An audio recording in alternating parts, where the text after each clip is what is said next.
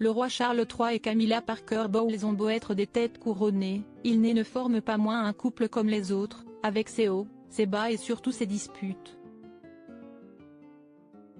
Le sujet d'une d'entre elles jette d'ailleurs littéralement un froid entre les deux amoureux. En public, le roi Charles III et Camilla Parker Bowles donnent le change. Pas plus tard que ce lundi 29 janvier, le couple s'est montré très soudé à la sortie de la London Clinic, où le roi Charles a été opéré, tout comme Kate Middleton, et dont il est sorti en ce début de semaine.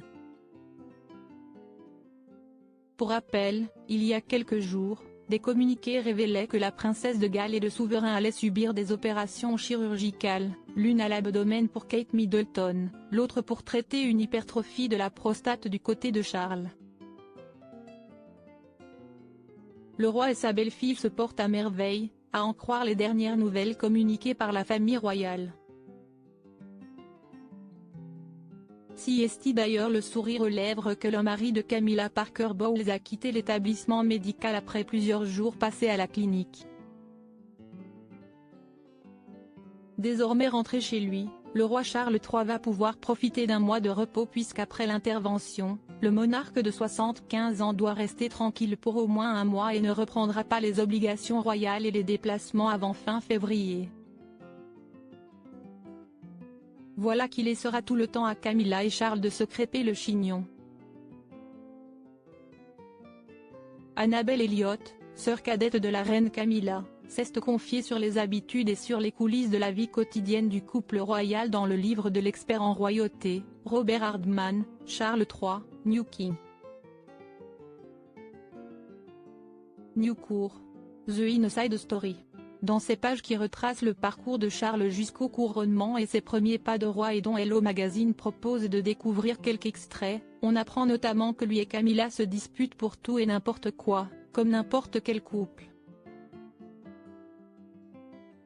Une petite guerre entre Charles et Camilla. Le roi Charles aurait une fâcheuse tendance à rafraîchir l'atmosphère.